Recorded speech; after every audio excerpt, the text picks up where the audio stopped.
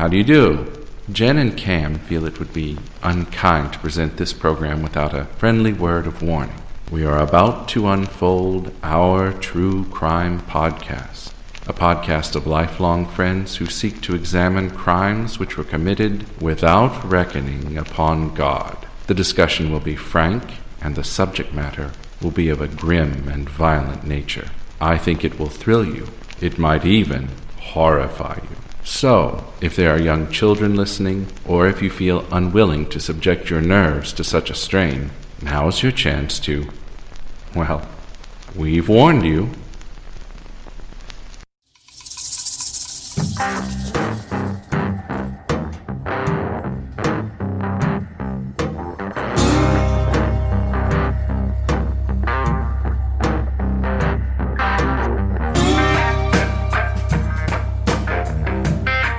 Hey, Jen.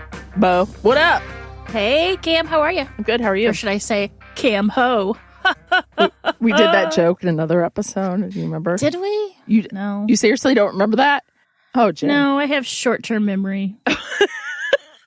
We really did. I don't remember. Oh. No, I'm sure. And I'm sure it was just as funny then as it is now. It's almost like I've heard it before, so not so much. But that's okay. So how you holding up? How's things going? Oh, I'm ready for winter. I'm ready for snow. I'm ready for a lot of stuff. Let's just put it that way. Things could be better, but they could always be worse, Jen. You got to count your blessings as you have them. You know what I'm saying? I do know what you're saying. I know what you're saying very well. How are you? And I agree. I concur. I'm doing fine. Yeah. Holding it in there. What you got for us? I got a woo. I love this word, and I don't know why. I just like it. Humdinger. It's a humdinger. I was going to say humdinger. It is a humdinger. That's one of my favorite words. I don't know why. It's almost like we've been friends for 38 years, and I know what you're going to say. You can read my mind, Jen. All right, you ready? Finish each other's sandwiches. We do, literally, without the other one knowing, and then one of us gets mad. Okay, that's all. All right, Jen, you ready? That's a Frozen quote, too, from the movie Frozen. Oh, was it? Yeah. Yeah. I escaped that because my kid was a little bit too old for that, thank goodness. Let's hear it. You ready? It's a good one. Here we go.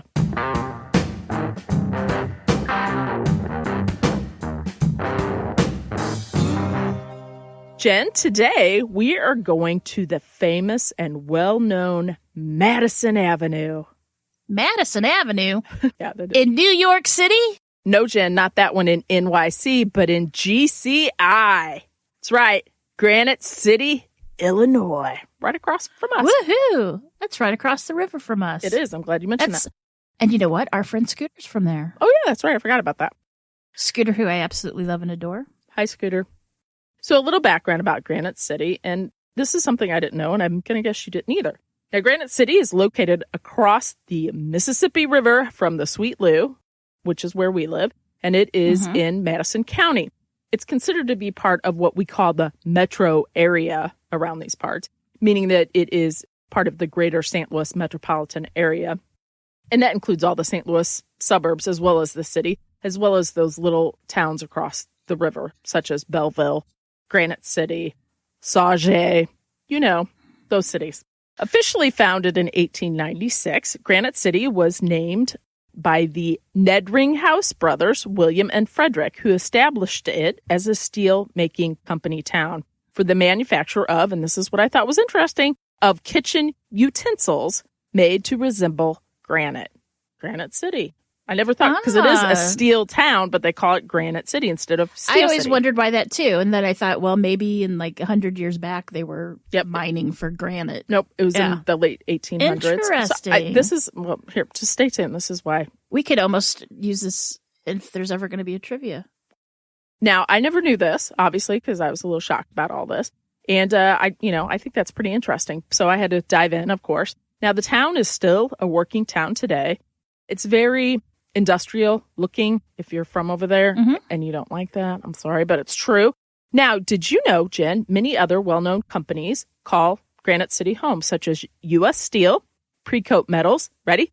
Capri Sun, Kraft Foods, Heitman Steel, Prairie Farms, and American Steel. But the one that really got me, you ready? Clothing retailer extraordinaire, Glicks. Get your chicks from Glicks. Thank you. Glick's used to call Granite City home. Now, of course, I was like, are they even still in business? So then I had to Google them to see, and they are still in business, but they moved north, I believe, to Michigan, because their headquarters are no longer in Granite City. But who knew, right? Right. If you're not from around this area, Glick's was a big little standalone store. And when chick jeans were all the fashion to wear, I'm not even sure. Do they make chick jeans now? Anyway, Glick's, their advertising, their slogan was, get your chicks at Glick's. Get your chicks at Glick's. Get your chicks at Glick's. Get your chicks at Glick's. Yep. So anyway, Jen, how funny. Going down this, and there were some other little tidbits of info I learned, such as, and I didn't even put this in here, but Granite City became the town with the sundown law, meaning if you were black, you were not in that town after sundown. I mean, all this fascinating stuff that I didn't know. However, then I also was like, okay, Camille, get back on track. This is why it takes us forever to write a script, because we get sidetracked and go down these little rabbit holes. Bad. I know you are. I know you are. But I was just awful. Like, is Glick still in business? Let me go look. You know what I mean? Well, I would have had the phone number to the grandparents of the person that started Glick's. But yeah. I got you. Mm-hmm. So anyway, this brings us all back to Madison Avenue, which is a cute little main street that runs down the center of Granite City. It is Saturday afternoon on January 5th, 2002, when Michael Gerboc drove to the floral store he and his partner owned together. His partner's name was Howard, but he went by the name Ed, last name Kirby. So Howard Ed Kirby, but from here on, he's going to be Ed Kirby. Now, Michael went to the store to check up on Ed because when Michael and Ed were getting ready in the morning, they were getting ready for the day. Michael had made breakfast, coffee, and all that stuff. And Ed was like, okay, I'm leaving. And Michael was like, you know, the holidays are over. It's January. So things are starting to slow down. And Ed commented, you know, maybe if it's a little slow, I'll come home. You know, maybe I'll leave the store early. So Michael started calling the store and there was no answer. Well, he didn't think anything about it at first, but it was noon. He had not heard from Ed all day. And he thought, you know, I'm just going to follow up with him. Maybe, hopefully, luckily, we got busy, right? So he keeps calling. The store phone is just ringing off the hook because, you know, he apparently had left his cell phone at home. So Michael hops in the car and he drives down to the store. When he arrives, he called out for Ed and he didn't get a response. However, sadly, he soon finds Ed. Ed Kirby, age 48, is on the ground surrounded by a pool of blood. The popular, loved florist had been murdered. He was shot execution style in the back of the head, so he never saw it coming. Later on, a 9mm shell would be located nearby. His wallet was missing, and the cash register was empty. Michael was devastated. Wow, a robbery, huh? Or so it seems. Or so it seems. And this is a little shocking. Small town. Yeah, it's a little small town. I can only imagine how fast the news spread, you know? Which I think, too. And how scared everybody must be. Because I don't believe there's a lot of murders out of Granite City. There isn't. And I think also, and we'll talk about this later, this is why I think I couldn't get one of the victims' names correct. Because the only people, for the most part, that wrote about this crime were little podunk small-town papers. And so they had differing names. But we'll get to that. So police arrive and they set out to investigate. As is most often the case, they begin with those closest to the deceased, hoping to either rule them out or rule them in. But they also need to find out some information, and police hope that Michael will be helpful with this and maybe tying up some loose ends. Michael needs to start at the beginning, and he tells police exactly what unfolded that morning. Michael stated that just like most mornings, they start their day together with coffee and then breakfast. Ed was getting ready to go to the shop and open it for what he would hope would be a busy Saturday. Now, as I'd mentioned earlier, Michael was kind of giving him a little bit, you know, I don't even know why you're rushing off to the store so early. It's right after the holidays. We're just opening back up. Whatever. Ed kind of calmed him down and said, listen, if it's not too busy by noon or noonish, I think I only have a couple deliveries. I'll close up the store early and maybe we can do something later on throughout the day. Gotcha. So unfortunately, after waiting till about noon, Michael started calling him just to check in and see what's going on. Again, he thought maybe he was on a delivery. So he kept calling. Well, after a series of unanswered phone calls were made and no one seemed to be picking up, Michael got a little bit nervous and thought maybe something happened to him. Maybe he slipped and fell in a puddle of water or, you just never know. Or just slipped and fell. Or, yeah, doesn't have to be a puddle of water, just fell. That's when Michael headed down to the floral shop and was greeted with such a horrific sight. And that was finding the love of his life slain on the floor. Oh, God. Wouldn't that be terrible? I can't even imagine that. It'd be terrible. Ugh. God. Ugh. All right. Ed and Michael had been together for about 14 years at this point. The couple bought the business together and, they were happy by all standards. They split the business duties like this. Michael was more of the business savvy guy. He did the money, the accounting, all of that, while Ed was the more creative one. He was the, floral designer. He enjoyed working with people and that kind of thing. So he was more like the front guy of the floral store.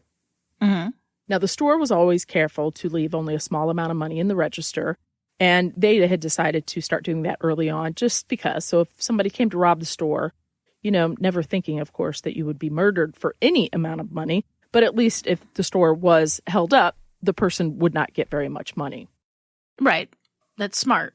So in order to rule Michael out, the police ask him to take a polygraph. And Michael is kind of a little upset, but he knows. He knows what he needs to do. So he's more than happy to comply because he knows that will get him off the radar and get the police focusing more on who the real killer is and getting him. Right. Even though... Which is, I know they always say you shouldn't take a polygraph test, but there's always that little thing in back of me saying, but if I take it, then they'll know for sure I didn't do it, And that's what I would think too. However, Jen, things changed when Michael failed the exam. Ooh. Now, Detective Rich Sheridan, who was the lead on the case at this point, decide that, they need some more evidence. But until then, they're going to go ahead and hold Michael overnight so that they can maybe come up with something that's either going to nail him or free him. Now, as Michael sat in that prison jail cell overnight, obviously, could you imagine the day that your loved one is killed and then you're not arrested, but you're being held and you have to stay the night in jail? That's pretty, I can't even imagine. Devastating. Mm-mm. However, during his stay at the fancy jail hotel, something occurred to him, and it was this. The flower shop had a fax machine, and that fax machine recorded all incoming calls to the shop, which meant investigators could go retrieve that, and they would see exactly when and what times Michael had called the store to check on Ed. This timeline meant that Michael was at home all morning and could not have been the one that killed Ed. With nothing else to hold Michael on, police have to let him go and send him on his way. I just can't imagine, you're grieving the death of your loved one and this is happening. It would be surreal, right? It would be utterly surreal. Authorities now have to rethink who would want the small town florist dead. The area where the store is located is a busy little main street with lots of shops and people coming and going. Now, this was a Saturday morning. It was right after the Christmas holidays. But they think, somebody had to see something. Was there another floral in town? Floral? Not nearby. No. Probably not, yeah, because it's such a small place. Right. So police, they head out and they question everybody, and they're not really getting anything. Nobody can recall seeing anything. It's not unheard of to see people coming and going in stores, right? It's a Saturday morning, people shop. So desperate. Right after Christmas. Right. With their money that they got. Desperate. Or also hold, I always loved doing holiday. When we were younger, you and I, we would always do our friends' holiday after Christmas because then we could take our Christmas money and go buy stuff for ourselves and our friends, and it was on sale. Bonus. Exactly. Right? Desperate to get a crack in the case and knowing how important the first few hours are, Detective Sheridan decides he needs to call in the Major Case Squad of St. Louis. Now, the Major Case Squad of Greater St. Louis provides investigative services for homicides to the police agencies in several counties in and around Missouri and Illinois. And there's 8 of them, 8 little counties. But that's a lot. I mean, that's a pretty big area for around these parts, right? Well, and don't forget what a large surface area that I'm trying to say, what St. Louis is, right? Right. Quite a bit, right? Quite a bit. When a serious crime occurs, the Major Case Squad is activated and the investigators are assigned to assist the local police department with the investigation and prosecution of the suspects involved in the case. Squad members, and this is so interesting to me, squad members may be detached from their regular duties to assist other agencies for between 5 to 15 days, depending on the need of the investigation. The major, the major case squad of St. Louis is recognized, and this is so cool, as being one of the top investigative squads in the United States and has a clearance rate of over 80% on the cases they are involved in. Isn't that awesome? There are currently over... Go St. Louis. Right? If you go look up Major Case Squad on, the internet and go to Wikipedia, it mentions New York City and St. Louis. Those are the two that come up. Which I was York City? Really? Really? Not really. New York and St. Louis, together? Those were the only two they mentioned. Whatever. It's Wikipedia, but still. Okay. Well, still, I'll take it. I know, right? I was kind of excited. So there are currently over 500 different investigators from Missouri and Illinois who are members of the Major Case Squad. Now, these are experts in all different facets of crime, right? But they they basically volunteer their time to do this, and they come from all over. Impressive, right? I think that's so cool. It's very cool. Now, lucky for us, Jen, Detective Sheridan also happens to lend his services to the Major Case Squad, so he's pretty familiar with how it operates. Essentially, what happens is the squad moves in with all these investigators for a short amount of time, right? Fast and furious. This is so weird, but as I was thinking about this, because I was like, they just swarm in, right? Mm-hmm. And this is how my mind works. And this is how you know I'm a little not right. There's a lot of things that I know that you're not right. Mm-hmm. So I envision the Major Case Squad as this. You're outside and you drop a piece of candy on the ground. Just a piece of candy. Mm-hmm. So slowly, 5 minutes later, a couple of ants are up there. Well, you come back 20 minutes later and they're like all over. They're like whoosh, right on it, right? And that's kind of what this is. They're only there for a certain amount of time, so they have to move fast, and they have lots and lots of people, right? Right. So it wouldn't take too long before a witness actually comes to the station with some information. A woman who had worked at a shop nearby, just slightly across the street and down. At first when the police came to her, she was like, I didn't see anything. But as she thought about it, kind of put the timeline together, something was bugging her. It didn't at first occur to her that it could mean anything, but it just kept gnawing at her, so she knew she needed to go in. She comes in and she tells police, Detective Sheridan and friends, that there was a man walking down the street that day carrying a bouquet of roses.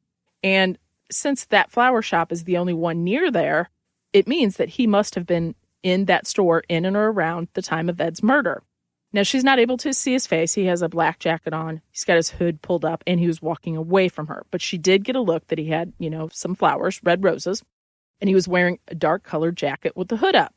Now, interestingly enough, Jen, the jacket had a reflective tape on the back. It ran along the back. Now, this isn't a lot, but at least it's something, right? Right. The Major Case Squad gets together for a briefing and update. Investigator Craig Knight, whose primary focus up until this point was usually vice crimes, is brought in, and this is actually his first homicide case, or would turn out to be his first homicide case. He's going to work hand in hand with Sheridan to work the case. Now, while the jacket is not much to go on, Jen, it will prove meaningful later on. In other words, never think something doesn't matter. Exactly. That's a good life lesson right there. Sure does. Sure is. Everything and everyone matters. Yep, hold on a second. It's a little OTCP advice right there. As Knight and Sheridan are brainstorming, Knight mentions that he was contacted about another case in Sparta, Illinois. And, well, there just seems to be a few things that may be just a bit too similar between the two cases. Coinkydinks? A coinky-dink-dink, dink-dong. On December 18th, just 3 weeks before Ed's murder, a video store clerk by the name of Randa Clarkson, who was age 39, was found murdered in the video store in which she was working. Now, here's a little note I got to say, Jen. Here's a little thing. Randa Clarkson, I have found in the newspapers that she goes by Tanda with the T, Clarkson, Randa Clarkson, and then there was a TV show on her, and they had the name as Sally Wright. Now, I'm guessing Sally Wright was a fake name, probably because the family did not want her name televised. So for continuity purposes, I'm going to call her by her last name because honestly, I'm just not really sure which one is her first name. Which one it is, right? Now, the T and R are close together on the QWERTY keyboard. Yeah. So I wonder if Right. there was just a really bad typist, such as myself. Mm-hmm. But it's different. Doing. I checked different newspapers, and these were all like small-time newspapers, too. So that's why I think it was, you know what I mean? It was, right. Yeah. Okay. It slipped I got you. by. Mm-hmm. So a friend of Clarkson's had decided to pay her a visit at work, just to hang out and catch up, kind of like we would. When she arrived, there was a strange man exiting the store, but he kind of acted like he worked there. He just was like, just out of place a little bit. Now, her friend knew all the employees, and he was not one. She went ahead and asked the man where the employee was in the store. And the man had told her that, golly gee beef, the employee, the female employee, had just left for lunch. Now, her friend was like, I don't know about that. And he kind of darted out the door and went on his merry way. So instead of leaving, her friend kind of sensed something was wrong. So she went ahead and went in the store because it's unlocked and nobody's there, right? Question mark. It is a small town, but still. And that's when she saw the awful sight of her very good friend sprawled out on the floor, laying in a pool of blood, much like Ed. She raced out. Nobody needs to go through that trauma. Right? Seriously. She raced outside, and the man was gone, which honestly, lucky for her. I don't even know if I was getting a bad vibe. I don't even know if I'd go in the store, especially if the guy gave me the heebie-jeebies. You know what I mean? Mm-hmm. I know exactly what you mean. So while she was there, she stayed put, called the police. The police came. She gave him a statement. She described everything she could, best she could at that moment. So after the Detective Sheridan and Detective Knight found out about this, they knew that they needed to go to Sparta and talk to the police there and see what they knew to kind of see if things matched a little bit. Detective Sheridan hops in the car and he goes to pay a visit to Sparta Police Chief Alan Young to find out some details about that murder and see if anything kind of seemed familiar with the murder they were working. Chief Young was more than happy to work with them. He himself had been the lead investigator on the case of the murder of Clarkson for the past 3 weeks. And frankly, the case was at a standstill. He did tell Detective Sheridan that he interviewed the friend who was able to provide a pretty good sketch to the police of what the man looked like. However, how she described him was being a white male, average in all things, had a little scruffy beard, nothing stood out that would make him shocking, right? Mm-hmm. Police chief did say he was wearing gloves and a tan cap. Oh, and he had a black jacket with a reflective stripe on it. Huh. Where have we seen one of those before? Just like Ed, Clarkson was alone in the store. Just like Ed, it was during business hours on a weekend. And just like Ed, Clarkson was shot in the back of the head. The weapon that was used in the murder of Clarkson was a high .9 millimeter handgun. Detective Sheridan is waiting for the ballistic results in the case of Ed's murder to come into the station. But as he waits, the time period of the major case squad assistance has ended. He lost his manpower, and he wants this case solved now. He doesn't just want it. He needs it solved now. Mm-hmm.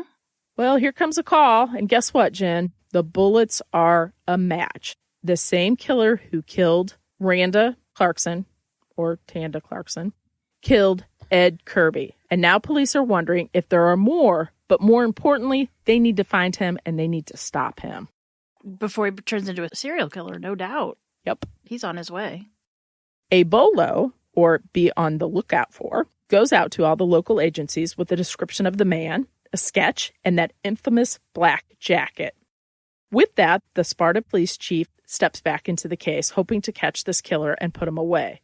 Police work runs in the family, as Chief Young's stepson, Ryan Parker, was once a part-time Oakville, and that's not Oakville. I mistook it for Oakville because we have a Oakville right here, in South City, but it's Oakville. It's a small town in Illinois. But it is. It used to when I was. Oh, you know about it? I never even heard of it. I had to look it up. When I worked at Scholastic Book Fairs, my territory was Southern Illinois, so I know Oakville very well. Oh, I had no idea. Yep. So his stepson right now is a correction officer at the Pontiac Correctional Facility. Just like with all the high-profile cases, the more that can get involved, the better chance it'll be solved. Mm-hmm. Sadly, time is racing by, and investigators are desperately hoping that sketch provided by the Sparta police may be familiar to someone, and they will call police. They'll reach out and say, hey, I think I know who this is. In the meantime, they decide to see if they can track down where the gun was purchased. As they're working, trying to maybe find out where this gun or a gun similar to it had been purchased in and around the area, something unique happens, shall we say. January 30th, Michael is trying his best to repair his broken heart and mourn the death of his best friend and partner. He sits down and he's going through some bills and paperwork when something jumps out at him. Now, thinking that this could not possibly be right and trying to figure out even how or why this could have happened, he can't believe what he's seeing. And he knows he needs to contact police ASAP. Ed Kirby's credit card statement has a new charge on it from a gas station in Hazelwood, Missouri. But the charge occurred 2 days after Ed had been murdered. Now, for those that are wondering, Hazelwood is a northern suburb of St. Louis. Mm-hmm. And Michael tells police that the couple had never, ever been to Hazelwood. Never even been there. So police asked Michael to bring the statement down to them pronto. Now, remember, Ed's wallet was stolen from him at the scene, and police are wondering if the killer is brazen enough or stupid enough to use a dead man's credit card. And if so, well, it's only a matter of time before justice runs a credit check on him. Ooh.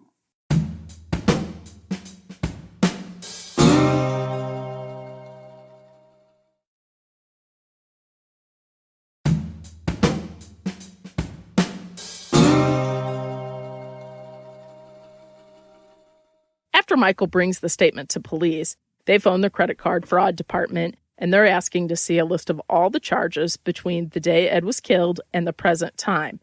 Now, it seems that the killer had made, several more charges on Ed's card, because you know how credit cards have like a shutdown date and then like they have a shut-off day. So police are like, this is going to be it. This is how we're going to nab this guy. So they instruct the credit card company to keep that card open. So that's how they're going to do it, right? They're hopeful that he's going to use that card again, and this is going to be the key or the card to catching him. So with this new information, something needs to be done, right? Like, this is a pretty good lead. So on January 31st, Detective Sheridan calls the major case squad once again and asks for more help. Now, they're close, but they need more hands. They need more eyes, more brains than just what the Granite City PD can provide, right? That's a pretty small little thing. And they all come together again, and they come up with a plan. Now, first up, because this ding-dong keeps using the credit card all over the place. Yeah, that's not very smart. First up is to pinpoint all the places the card had been used. By doing this, they were able to determine a clear path the man was traveling, and that was between southern Illinois and various St. Louis suburbs. You could drive it like on a road and see. He was definitely a person of a creature of habit, if you will, right? You'd think you'd change that up, but no. So, secondly... Some people just aren't meant to be criminals. Well, Secondly, Detective Sheridan decides to stake out several gas stations on that route. So he placed officers in over 20 gas stations, placed them there undercover, hoping that they would be there when this madman came and used Ed Kirby's card. Now, remember, the case squad is only available for a set amount of days, and so Detective Sheridan knows he needs to make this happen and happen now. A little side note, I think that would be so awesome to be an undercover cop at a gas station. Like, I would like to be there and know that secretly, right? Like, I just hang out with them. You know what I'm saying? Yeah. You know I'm nosy and always have lots of questions. Oh, so yeah. I'd be like, what are you doing here? What's going on? All right, here we go, Jim. As we know, sometimes things happen along the way, and, well, we learn from them. Like us in this podcast, I mean, how hard can it be, right? How many times do we say that? How hard can it be? So that is pretty much the case here. It's the little things that pop up that you don't count on, and they alter how things go. And then you're like, oh, darn it, I didn't think about that. You learn from it, you change it, and you're ready the next time. And that's exactly what happens here. Looking at the path that this killer seems to be driving, they decide to plant Detective Knight at a station in Freeburg, Illinois. Now, this is about the center point of the suspect's travel path, and it's also halfway between Sparta and Granite City, Illinois, the two little towns. At this time in 2002, when a credit card was used, it would appear on the cashier's receipt. So the game plan was they would be there and they would just look out for that credit card and its last four numbers, right? Mm-hmm. Technology is not quite as it is today, So it was a little bit more difficult for an immediate electronic notification, if you will. So cashiers would like they knew what to be on the lookout for. They knew the card, they knew the card number. And ideally, when that card ran over to their receipt on the register, or if, somebody came in to the station, they'd see that.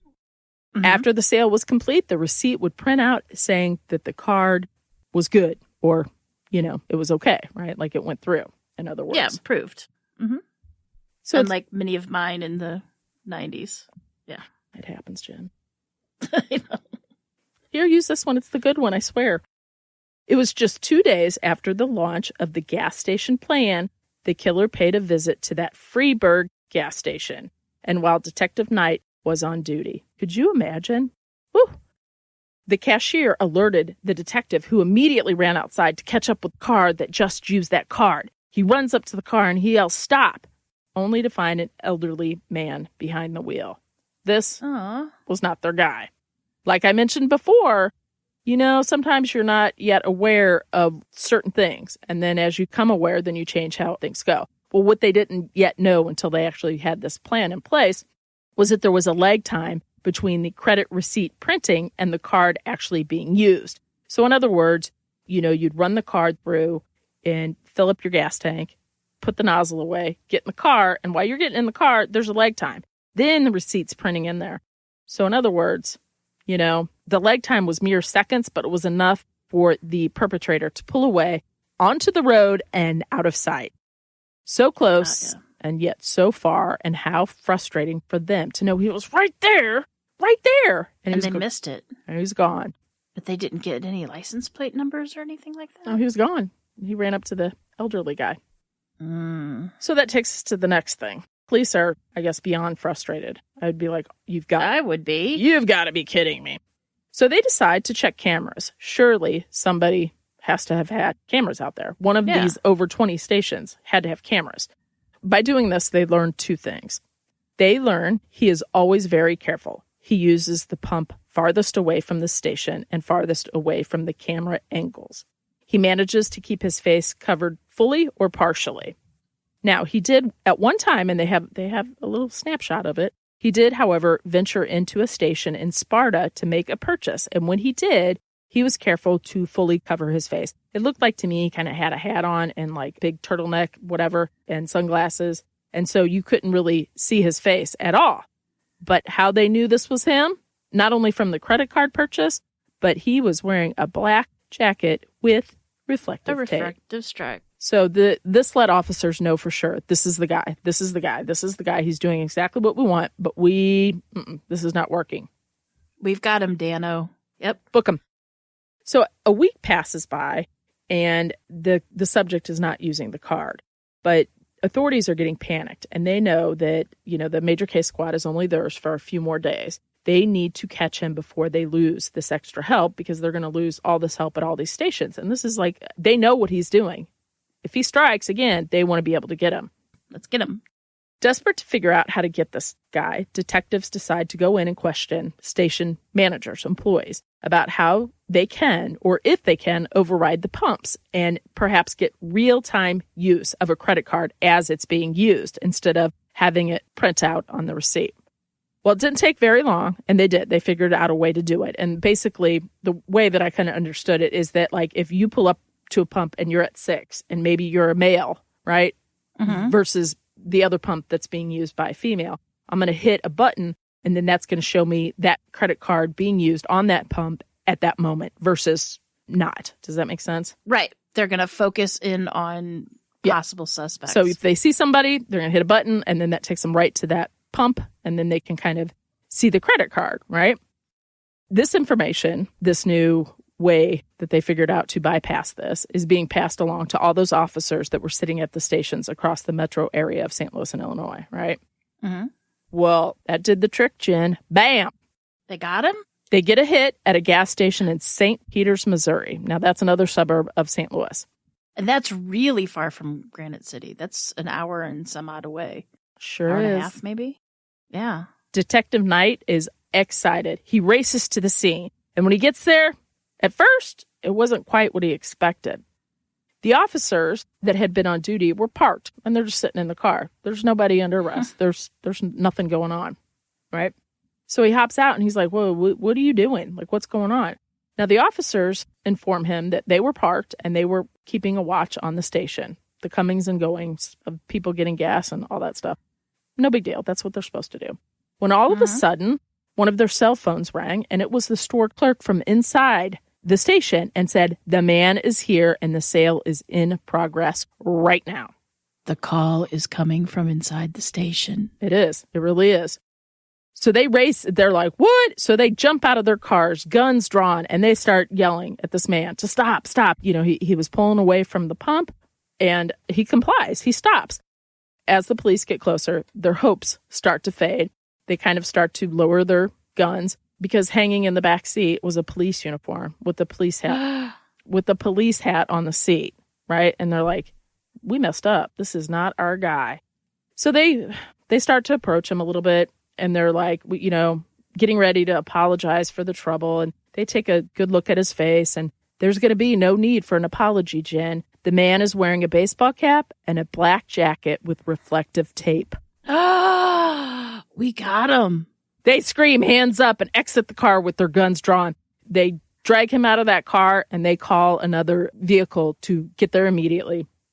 The man's taken into custody by the officers, and they arrange for him to have a nice little taxi drive in a car over to Granite Escort. Granite City PD. Well, Detective Knight is like, that just got way better, because, you know, he arrived thinking, this is not the scene I wanted. I wanted cops here. I wanted lights. I wanted all this stuff. And these guys did it. And it was wasn't a big hoo-ha, awesome. Right? Yeah. So just doing our job. Just doing our job, man. Detective Knight is thrilled with this information, and he heads over to Granite City to pay this possible murderer a visit. The man sitting across from Detective seemed to be very cool, confident, with that, so familiar blank stare, empty eyes. Just wasn't sweating, wasn't nervous, wasn't, you know, chatting. Calm, cool, and collected. Yep, wasn't chatting, wasn't crying. And honestly, I think it shocked the detectives, because the man, immediately, he was very forthcoming, and he provided details about all of his crimes. Police decided to start with the Sparta murder of Clarkson. I don't even know what to say. Wait till you hear this. The suspect tells officers he didn't go in looking to kill anyone. He went into the video store, and he had asked the store employee about a certain movie title, and that he had wanted to rent it. He'd come in to rent it. He mentioned the movie to Clarkson, and Clarkson mentioned that she really liked that movie too. She really liked it. She enjoyed it. She thought it was a good, solid movie. It turns out that was the movie that his estranged girlfriend liked, and she liked that movie a lot. He was livid over the fact that this clerk would have the audacity to like the same movie as his ex-girlfriend. As Clarkson turned her back to get the movie for him, he shot her in the back of the head. No robbery gone bad, no jilted lover, case of mistaken identity, just a loser who was angry that another person could or would like the same movie as his ex. Of all the dumb excuses to murder someone. Just wait. There's another dumb excuse coming your way. So aggravating, frustrating bastard. Fast forward 3 weeks later into the flower shop. The suspect tells officers he went into the flower shop to get some flowers for his now girlfriend. I guess it's a new girlfriend. He tells them that he went inside the shop because in the past he had went there and got his girlfriend her favorite flower, and that would be peach roses. When Ed Kirby approached the killer and asked, hey, can I help you? The suspect told Ed that he needed a dozen peach roses. Now, mind you, this is January, and I always say I learn something every case we do. And this was it didn't even occur to me. Ed Kirby apologized and said, you know what, at this time of the year, peach roses, they're not available to us. And I have many other flowers for you to choose from since, you know, this is a floral shop and all. And it's just after Christmas. The man was not happy, demanding once again peach roses. She only likes peach roses. And Ed tries to be nice. He's like, listen, we have this, we have this, we have this, whatever. And the man is just steadfast that he needs those stupid peach roses. Lord have mercy. So Michael would always describe Ed as very friendly, outgoing, probably more so than Michael, and that everybody liked him. He could talk to anybody. But the other thing about Ed is that, he's not going to back down. He's not going to, he's going to say, listen, pal, sorry, right? And I don't know if that... But there's nothing you can do. What do you want? Thank you. We don't have Thank it. you. You either leave the store or you pick something else. Yep. We don't have peach roses. So That's ridiculous. With that, this stranger drew his gun on Ed. Ed saw the gun come out, and of course, he turned to run. And when he did so, the man shot him in the back of the head. After Ed fell to the ground, the man ruffled through his pockets and stole his wallet. He walked over to the cash register and began hitting buttons until it popped open and took the cash. What a jerk. This is the creme de la creme, if you will. On his way out, he helped himself to a dozen roses on the counter and exited out the back of the store. Seems like red roses weren't peach. Seems like red roses were sufficient now, jerk. What? Police often wondered who would be the man responsible for these senseless murders. Because I'm sure they were trying to figure out what kind of person would do this. How could he do it? How did he get away with it for so long? This should have been a no-brainer, right? Mm-hmm. They now know who he is and why he did it. And, Jen, it seems he's not a stranger to those working so close to the crimes. He's 24-year-old Ryan Parker, the same Ryan Parker who is the stepson of the Sparta police chief, Alan Young, who led the investigation into the murder of the video store clerk and also raised Ryan since the age of 5. Oh my gosh. Could you imagine? Really? And he saw that, okay, we'll get to that in a minute. Hopefully there is a reason why he's like he is. I don't think so, but I don't think so. Hold on. In June 2002, Ryan Parker pleads guilty to the murders of Randa Clarkson and Ed Kirby in exchange for not going for the death penalty. He was sentenced to life in prison without the possibility of parole and was serving time, ironically, at Pontiac Correctional Center, the very same place he worked as a guard. Now, he's also serving with somebody that was another topic of our True Crime podcast, and we covered him in episode 8. That's right, Chris Coleman. Now, Chris Coleman was transferred out of that facility for his own safety shortly after Ryan went in. Now, it seems that Ryan, just like Chris, was transferred out of that facility sometime in 2011. I was unable to find where he is now.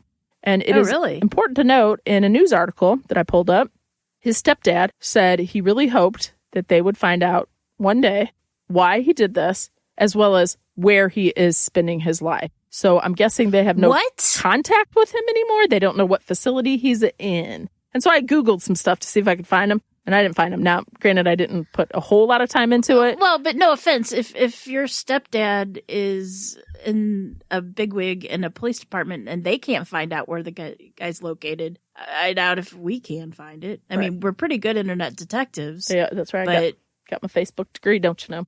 Duh. But no, that's wow. Mm-hmm. Huh. Right? And that's the case of, you ready? The Killer in Steel City. Wow. Nice. Thanks. Is that a humdinger or what? Now that is a humdinger, isn't it? And I know I say this all the time. Killing somebody because you want peach roses. Or killing somebody because they had the audacity to like the movie you did. To like a movie. Your ex-girlfriend did. That is... For nothing. That's why, and I know I say this all the time, but I swear, when somebody is so ruthless and callous like this, I just have to think, it didn't just start with that poor video store clerk. He had to do something else. I do think it's interesting, too, that he chose a career in law enforcement. And after being that part-time police officer, he didn't really like that so much. And so he went to go be a corrections officer which would later be where he first was sentenced. I have to think to myself a couple things. This sort of person, to me, indicates sort of a bully, if you will, right? Like you're not, I get to rule the world. I'm doing what I want. I get to play God. So him being a part-time police officer in a small little town, that probably was not exciting enough for him. It didn't give him the control he needed. So that's why he went back and became a correction officer. Now, I could be wrong. And I'm not saying they're all like that. I was just trying to figure this out. And knowing that his stepfather is a police chief of a town. I mean, that's kind of a big deal. So also you have to look at the psychology of why he would choose to murder somebody in the town his dad rules over, sees over, knowing that his dad would be in charge of that murder. And then you have to think, too, that sketch that was presented to him by the witness, right? Like, how did they, you know what I mean? Like, how did the dad, but I guess you would see a sketch of a blonde person. You're not going to automatically think, hey, that looks like my daughter or my son. You know what I'm saying? Right. And so I get that would be kind of hard, but still at the same time, I think that's really bizarre. You know what I mean? No offense, I can never see like when you compare sketches with the real people, I always have a hard time with it. Right. I'm either like, oh my God, that totally looks like them, when it absolutely doesn't. Well, and like you take today, he's a white guy with a little facial hair. Have you been outside your house lately? It's yeah, exactly. Pretty much every dude. So wow. Yeah. 24. I mean, 24 years old. But you're right, though. There has to have been something. I just don't think, that in his psyche can be, right? Yeah. That just can't be. You just don't do that. I don't know. Bizarre. I mean, lashing out, going full Karen because you've had a bad day. I get that. But like, no. That would be if the video store clerk did not have that movie and you were desperate to watch it that night. Not that, oh, we have it and I like it too. You know what I mean? Ridiculous. So absolutely needless death. Yeah. Wow. Interesting story. I've never heard of that. Is that what you're going to say? Because that's what you always say. It's like a mind reader. It's exactly what I always said. But I'm like kind of shocked because I'm kind of up with things that go on within a 50-mile radius. I know it. Yeah. I know it. And this wasn't that long ago, Yeah. So interesting. Well, I'm glad he's caught. And what also is very interesting is you don't know where he's at. Mm-hmm. Like, I don't know if that, and that his family doesn't know. That's really weird. Well, I'm going to tell you right now. I'm going to tell you why, Jen. I mean, he is still incarcerated, correct? Yes. I'm going to tell you why. I guarantee it. He is the son of a police chief. He himself had police background. He was a police officer and he worked in the correctional facility. So if you're going to take that little person and you're going to drop them in a prison, what's going to happen to them? They're about one notch up from a pedophile. That would be... Well, no, I he's get not that. He's not going to be safe. No, so what I'm saying is they moved him, and I'm sure he doesn't even have that same name anymore, and he's living his best life as Ted Black from, Kaczynski. Yeah. It's just weird that his family doesn't know where he is. That's bothersome to me. Mm-hmm. I mean, they could pick him up and use his same name and put him down in Arkansas somewhere. Nobody would know he was an ex-cop. Right. And maybe they said that. Maybe the family does know and they fear for his safety. Or maybe they were like, I'm horrified and want nothing else to do with you. Yeah, but if the dad didn't he say he was looking for him or no? He just said that they hope that soon that they would find out where he went, where he is. But like I said, he could just say that too to protect his stepson. Now he might not want anything to do with him, but as a mom, I'd still be like, I hate you for what you did, but you're my kid. Or I hate what you did, but I love you. Yeah. Wow. Interesting. Mm-hmm, mm-hmm. But just talk about roses. Senseless killings. My God. Well, I'm never going to look at peach roses again. And I just kept thinking blue roses from pleurosi with pleurisy from the Tennessee Williams play The Glass Menagerie. And so every time it's peach roses. Do you remember that? Probably not. Not really. She says something about her pleurisy that she has, and he thinks she says blue roses. Blue roses. It's blue roses. Gotcha. Roses. Yeah. Whatever. Got ya. Just a little something there. Yeah. Interesting. And I don't know, part of me too, the psychology of it, I think there had to be some connection there with the police too, because he was so forthcoming. I watched a video of his confession and he's very it's like me explaining to you what I did on Friday night. Very, right? Just very, no tears, no nothing, just matter of fact. And, oh yeah, okay, so here's how this happened. Just bizarre. And so part of me is like, plus you're using a dead man's credit card. Hello? Like, you're going to get caught, right? So part of me thinks he had to have wanted to get caught. Like, was he trying to get back at somebody? Stepdad or mom? Yeah, I don't know. Because what a great way to try to ruin your stepdad's career as a police officer if you become a serial killer. Well, and he, that was right underneath his nose. The whole time, right? Wow, yeah. Yeah. So, yeah. I mean, yeah. So that is the story of Ryan Parker at age 24. who killed these people. Ruined his life. Yep. Along with many, many others. Yep. Terrible. Very interesting. Terrible. Yeah. That was a thing. But what have you been watching any good? You know, I'm caught up on almost every single TV and movie ever. Yeah. In the history of ever. No, I've been watching a lot of European, my lovely VPN. I've been watching a lot of shows over from across the pond in London. Mm-hmm. And also, you know, it's a stressful time. A lot of things happening around. And so I've been going into a hole as I only study murder now. I used to love it all the time. Is that a thing? Now I have to do happy things. So I have been rewatching my favorite guilty movie almost all nonstop, and I'm driving my family crazy. So that's always been fun. What you movie? Want to ask me what my favorite? I know what it is. I think. Does it have 2 words in the title? The one I've been watching a lot is Pitch Perfect. Oh, well, that's good. That's good. That's cute. Because it's fun, and it's got like the fun music, and I've been singing the music a lot. So yeah, that's good. I've been watching that a lot. I like that. That's good. Yeah. What about you? Have you been watching? What else have you watched that's been interesting? Well, I think that I've told you this because I'm obsessed with it. My good buddy that I work with at Christmas got me adult paint by numbers, and I was like, that's so lame. I'm never gonna do that. That's lame. Okay, I did it. I'm addicted, and I've ordered other ones now. So that's what I do, and I'm like, this is my quiet time. And I paint. You know what? And you've shown me pictures of them, and you really are doing a great job. Well, it's paint by numbers, Jen. It's not real hard. No, well, I know, but I mean, there are certain looks to paint by numbers pictures, and from what I'm seeing, it doesn't really look like they're paint by numbers. You have to see it close up, but that's okay. I don't care because you know what? I was like, I don't care if I do the crappiest job ever. I'm happy right now, and this is making me happy, and it's good because I will put the TV on. And you concentrate, like you really have to concentrate to stay in the lines and what kind of brush. Because, that's why I could never do it. The first one only came with 3 brushes, 3 different brushes. I was like, that's not going to work for me. So, of course, I get online and I order a set of like 18. Now they're all about the same size and I can't figure out which does what, but it doesn't matter. It's the point that I have them. But anyway, I'll put the TV on and it's just enough that you can like watch the TV and paint. Watch the TV and paint, right? So it's like takes your mind somewhere else.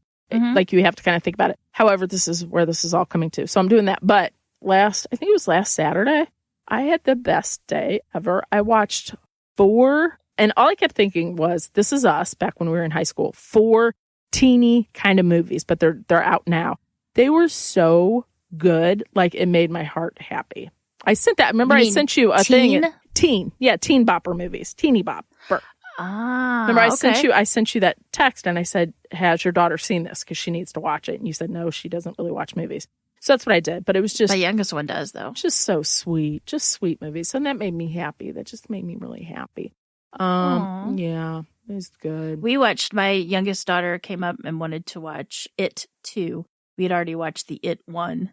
And she wanted to watch It 2. And she loves it. She's like scary movies like I do. So that was fun to kind of watch it. And, you know, my kids, I remember just watching things as a family, you know, and my kids don't do that. They like go into their rooms or... It's called being a teenager. Those days are gone. And I thought I would never miss them. But now when they can... But I kind of do. When they can enjoy movies that aren't cartoons, you know, it's kind of disappointing. Well, my daughter... But every now and then. My daughter is a huge movie... Well, I'm just going to say it right now. She's a snob. She even says it. She's like, I'm so pretentious, I can't stand myself. Because she is. But so this guy I work with is just like that. And so, like, he will ask me about that stuff. And I go, I haven't watched that movie yet, but my daughter has. I'll send her over. Because it's very, like I said, she's a pretentious little, like every movie that's coming up and out, not the blockbusters, because that's not her style. Right. And art house ones. Yes, like she loves all that. But she did turn me on to some really, really good movies. And once in a while, she'll be like, you have to sit down and watch this movie with me. Now, granted, and if you know me, Jen, you know me.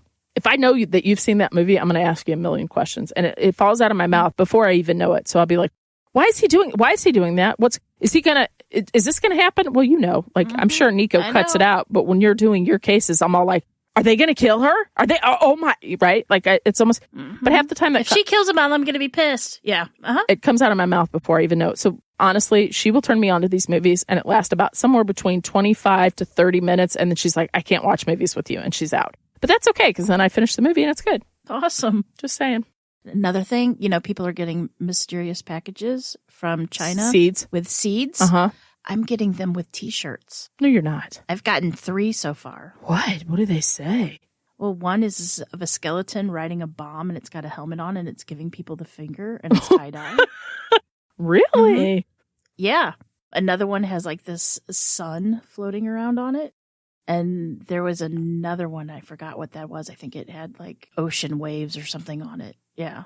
Well, and of course, my youngest one is immediately drawn to the one with the skeleton giving the finger to somebody. Yeah, that goes she's great thinking in she's school. a skater now. Yeah. Yeah. Well, you got to put all that together and see if there's somebody's trying to tell you something. You know what I mean? Yeah, I guess. I don't know. Scary. Kind of funny, though. All right, Jen, that's all I got. right. I hope you have a nice week. I hope everybody else has a nice week, further week and weekend, and all that good stuff. And I guess until next time, remember, lock your doors. And keep passing by those open windows. Bye-bye. Love ya.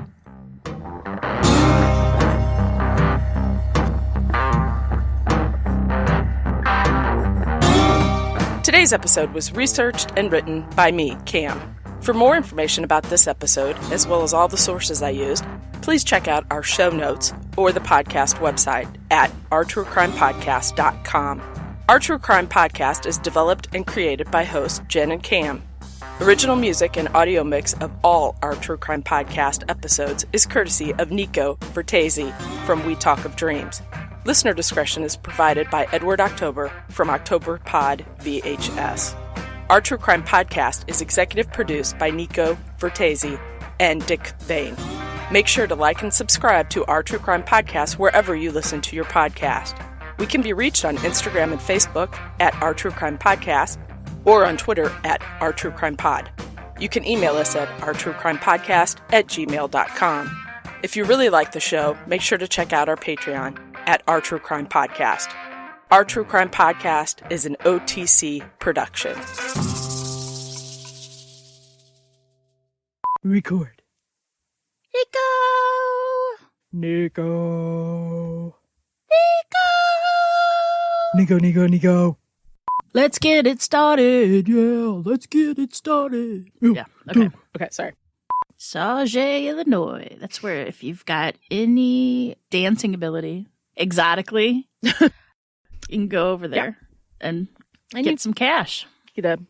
Yeah, that's not all you're going to get over there, but okay. Everything and everyone matters. That's right, buddy. Okay, sorry. Except Cam. Cam doesn't really matter. She doesn't. It's okay, though. I'm okay with it. Now, it's Not not... a joke. Hey, it's okay. I was checking my text. I'm doing this. I'm reading ahead. I keep... I'll tell you about that later. I keep You got your eyes on the prize. I got eyes on the prize. I'm trying to... I'm reading ahead and still reading this, but then I'm thinking about whatever. You know what I'm saying. Oh, I get you. I know. A BOLO, or as we know it, be on the lookout for, goes out to all the local agencies with the... I thought you were going to say Ebola. No, a BOLO. A BOLO. A BOLO. A BOLO. It's not a buy one, Nope. get one. No, that buy one, No, lose that's a one. BOGO. That's a BOGO. Yeah. Okay. Never mind. It's okay. Back to me, Jen. Back to me. That's where you say it's always about you. You always make a I know. little I comment. thought it. Uh-huh. I really did. I thought it. Okay. But yeah. All right. I'm proud of you. Look It's at you. always about you. Look at you holding stuff in. I like it. That's bad I for you. know, That's bad for you. Just get it out. Get it out. So hard. She's like the exorcist. Get it out. Get it out. To use a dead man's credit card. And if so, well, it's only a matter of time before justice runs a credit check on him. Ooh, nice. That's my terrible joke. It's terrible. I know. I was debating whether I should laugh or not, but it was a really bad joke. It was really bad. But it made me giggle at 6 a.m. Horrible. That was right. Oh, I know it. I know you. Yeah. Sometimes You always try to work puns and stupid shit in. It's terrible. Okay, but what a dummy. Seriously? Idiot. That joke? I know. No, not the joke. God. I don't like you. Back to the story. But I love you. Okay. Getting to know you. Yep. Mm-hmm. He started with the Sparta murder. I started with the Sparta. Hold on, I need a water.